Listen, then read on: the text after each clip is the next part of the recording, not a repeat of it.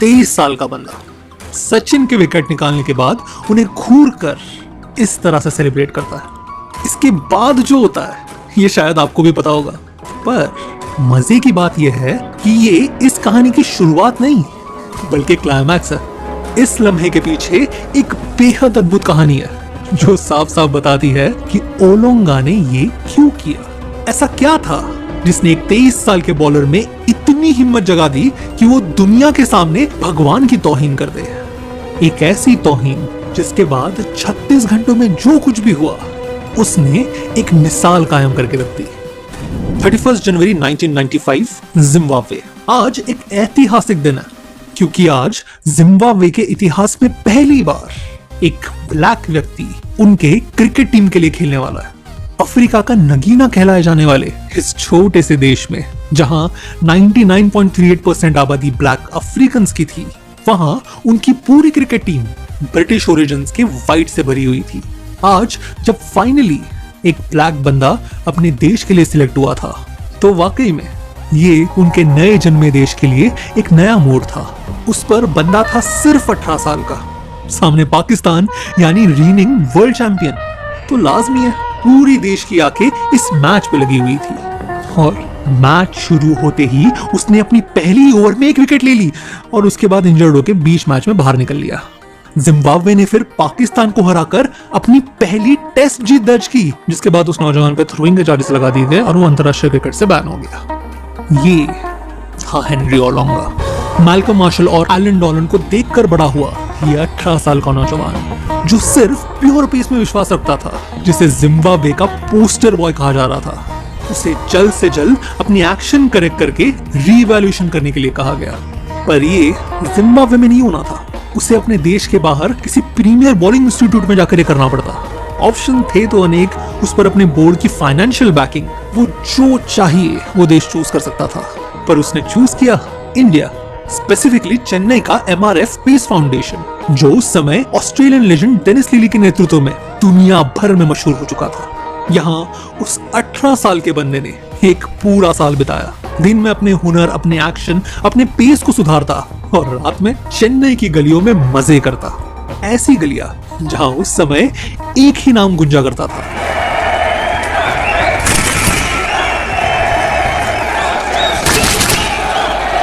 पिछले 2 सालों में सचिन ने 80.74 के औसत से 1340 रन मारे थे और ओडीआई में गए एक साल में 47.3 के औसत से 1090 रन। सिर्फ 16 साल की उम्र में डेब्यू करने वाला ये भारत का यंगेस्ट डेब्यूटेंट आज घर घर का नाम बन गया था और उसमें इस जिम्बाब्वे के यंगेस्ट डेब्यूटेंट को अपना भविष्य दिख रहा था। पर जहां वो इंडियन डेब्यूटेंट अगले कुछ सालों में सफलता के नए शिखर छूने वाला था, वहां ओलोंगा सिर्फ धंसता चला गया। एक और इंजरीज, दूसरे और फॉर्म की कमी, और अगर किसी दिन दोनों भी ना हो तो एक्यूरेसी। भाई साहब की हालत ये थी कि जब दिन हो तो वो दुनिया हिला दे, पर जब ना हो तब वो फुटबॉल से भी स्टंप ना गिरा पाए। ऐसे ही साल दर साल बीतते गए, एक और जिम्बाब्वे की टीम का नाम बढ़ता गया और ओलोंगा का नाम गिरता गया। और फिर ऐसे माहौल में आया सितंबर 1998, इंडिया का जिम्बाब्वे टूर, या ये कहे सचिन का जिम्बाब्वे टूर, क्योंकि ये साल इंडियन टीम को तो छोड़ो, पहले सचिन को संभालो वाली स्टोरी बनकर रह गई थी भाई। ऑस्ट्रेलिया के खिलाफ 2 सेंचुरीज, फिर एक के बाद एक 3 मल्टीनेशन टूर्नामेंट्स के फाइनल में सेंचुरीज। कुल मिला के इस साल में उन्होंने 60 सेंचुरीज और 12,000 ओडीआई रन ऑलरेडी मार दिए थे। और फिर इस सीरीज के आखिरी ओडीआई में आया 8वां। इंडिया ओडीआई सीरीज तो जीत गई थी, अब सिर्फ एक टेस्ट बाकी था, पर अब भी जिम्बाब्वे के पास सचिन का कोई जवाब नहीं था। ऐसे में जिम्बाब्वे टीम के सिलेक्टर ने फोन लगाया इंजरी से बाहर बैठे ओलोंगा को। मैसेज सिंपल था, सचिन से निपटने के लिए उनके पेस की जरूरत है, और ओलोंगा इंजर्ड होने के बावजूद मान गए। ग्रॉइन का मसल पुल और सोर बैक लिए जब ओलोंगा मैदान में उतरे तब किसी को उनसे कुछ खास उम्मीदें नहीं थी, खास करके तब जब पहली इनिंग में उनकी पूरी टीम 181 फॉर 8 पे कोलैप्स कर गई। पर ऐसे समय उतरे ओलोंगा। पहले 50 मिनट तक क्रीज पे खड़े रहकर उन्होंने 33 रन की पार्टनरशिप बनाई और फिर बॉलिंग करते वक्त पूरे इंडियन बैटिंग लाइनअप को चीर के रख दिया। मोंगिया, सिद्धू, अजहर, गांगुली, रॉबिन सिंह, हर कोई ओलोंगा का शिकार। उन्होंने अगले इनिंग में एक विकेट भी ली, जिसके बाद उन्हें इंजरी से बाहर होना पड़ा, पर तब तक चोट लग चुकी थी। पूरी इंडियन टीम जल्द ही 173 रन्स पे ऑल आउट हो गई और जिम्बाब्वे ने अपने इतिहास की दूसरी टेस्ट विन दर्ज की। मैन ऑफ द मैच थे हेनरी ओलोंगा। 4 साल तक इग्नोर किए जाने के बाद आज फाइनली उन्होंने अपने आप को प्रूव किया था, वो भी दुनिया के बेस्ट बैट्समैन के सामने। वही बैट्समैन, वही नाम जो चेन्नई की गलियों में वो सुनते नहीं थकते थे। ओलोंगा के सपने अब आखिरकार सच होने वाले थे।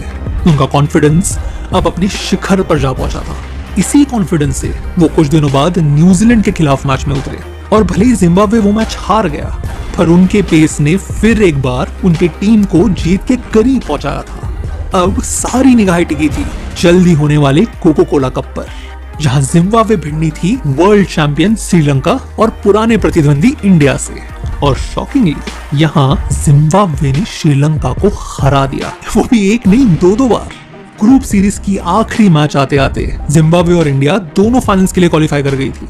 मैच का वैसे कोई इंपॉर्टेंस नहीं था सिवाय एक बात के, इंजरी से बाहर बैठे ओलोंगा आज टीम में वापसी कर रहे थे, वो भी आखिरी बार बुरी तरह से हारी हुई इंडिया के सामने। उस पर ओलोंगा ने अपनी टीम को वर्ल्ड चैंपियंस को हराते हुए देखा था, उनकी गैर हाजिरी में। तो एक और पिछले मैचेस का कॉन्फिडेंस, उस पर खेलने की भूख। 209 का टारगेट बचाने के चक्कर में जब जिम्बाब्वे टीम ग्राउंड पर उतरी, तब ओलोंगा की आंखें किसी भूखे शेर की तरह थी, बस झपटने की फिराक में। और फिर मैच के दूसरे ओवर में अपनी डाली दूसरी गेंद में गांगुली आउट।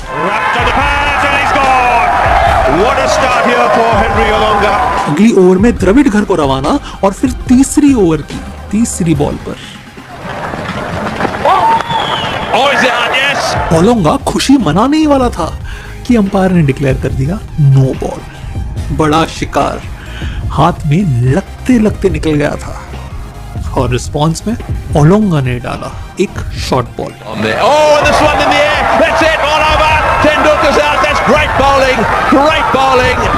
3 ओवर्स और 3 टॉप ऑर्डर बैट्समैन चित, उनमें से एक सचिन, इन फॉर्म दुनिया का बेस्ट बैट्समैन सचिन। उनका गोल, उनका कंपटीशन, उनका चैलेंज सचिन, जिसे ओलोंगा ने 2 बॉल में 2 बार आउट किया था। और इसलिए हुआ ये। He's headed over Tendulkar this evening. These Zimbabweans are turning out to be pretty tough to beat. Henry Olanga, after getting these wickets, strutting around, and you couldn't blame him. He was young, was very, very worked up in getting those wickets. अब कर तो दिया, पर confidence, जोश और खुशी में की गई ये एक एक्शन कितनी भारी पड़ने वाली थी, इसका उनको कोई अंदाजा नहीं था। I happened to get Sachin off out with a no ball, and then I was so incensed with myself that I came back and gave him a great ball that bounced a little and caught the shoulder of his bat and looped to point. I think for some reason this made Mr. Tendulkar very, very angry. Olonga का celebration देख सचिन का response आप साफ देख सकते हो। वापस जाते वक्त जब जडेजा ने उनको क्रॉस किया, तब मूड लाइट करने की कोशिश में उन्होंने पूछा, क्या सर ऐसे ही आउट हो गए आप?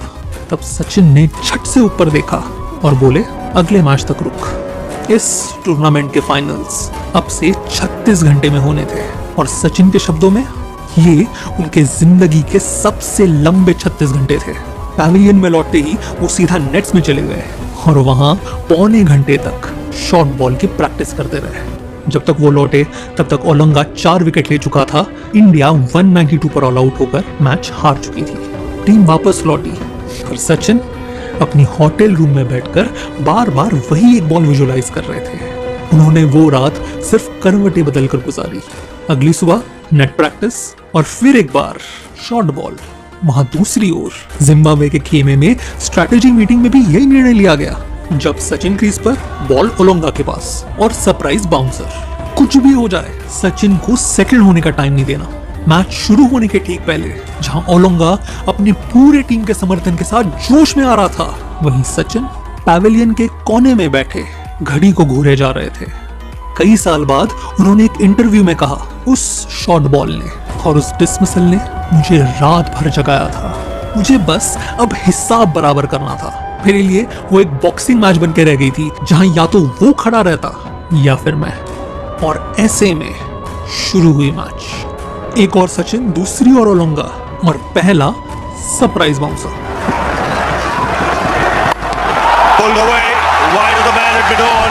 वो कहता है ना, शांत इंसान को जब गुस्सा आता है। सचिन ने फिर ओलोंगा के साथ जो कुछ भी किया वो किसी कत्ल से कम नहीं था।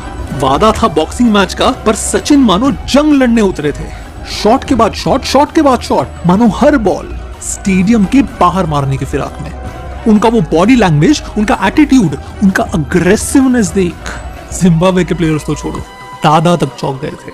यहां तक कि एक बार जब दादा ने रन लेने से मना कर दिया, तब सचिन इतना गुस्सा हुए कि दादा को दूसरे छोर से उन्हें शांत करना पड़ा। No response from Saurabh Ganguly. Sachin Tendulkar wants to know why. Match खत्म होते होते दादा के 90 बॉल्स में 60 रन थे और उतने ही बॉल में सचिन के 124 run. Oh, that's a great shot. Wonderful shot. Beautifully played. 12 चौके 6 छक्के, और अगर आप विश्वास करेंगे तो ये स्ट्राइक रेट उनके शांत होने के बाद का था, क्योंकि ओलोंगा जब बॉलिंग कर रहे थे तब उन्होंने अपनी हाफ सेंचुरी सिर्फ 28 बॉल्स में कंप्लीट की थी। 28 बॉल्स।